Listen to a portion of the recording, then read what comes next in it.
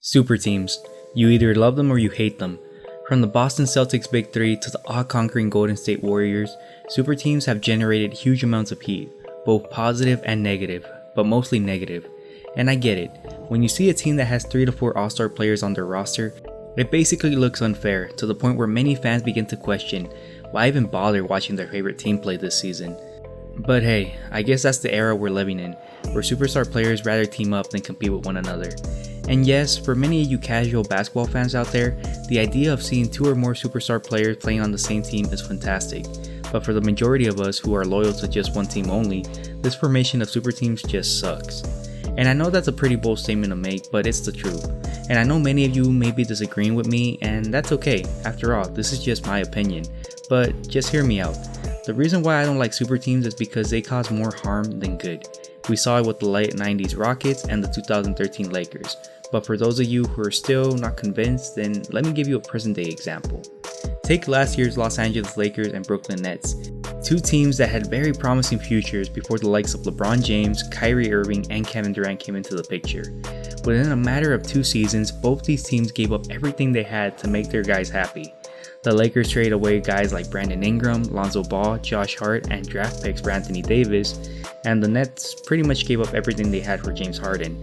And I guess for the Lakers it did work out considering they were able to win it all in 2020, but after that things began to get a little sour, with the Lakers deciding to trade away a huge part of their championship depth and draft capital to bring in another all-star player, which at the time looked like a good move for the Lakers, even though there was a lot of speculation if LeBron and Russ can coexist with one another, considering that both dudes were ball-dominant players.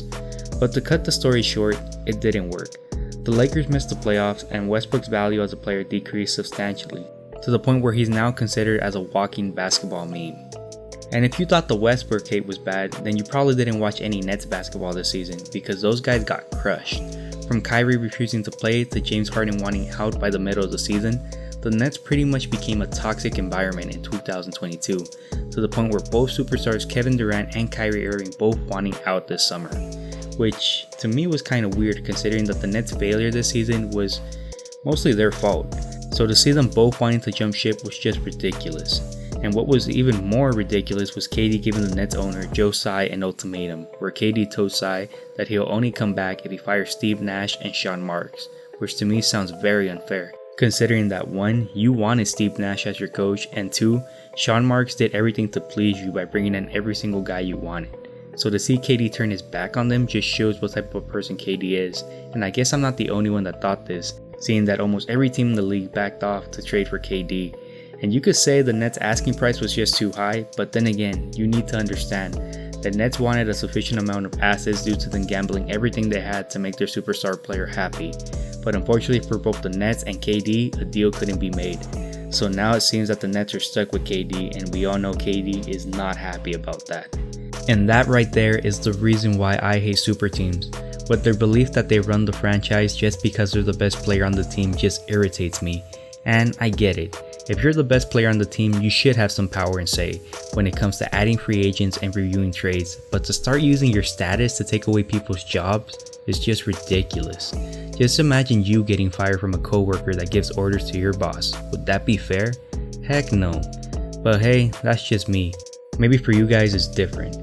Anyway guys, that's my video. If you guys have any thoughts or comments, please feel free to share them down below, and I'll see you guys on the next one. Peace.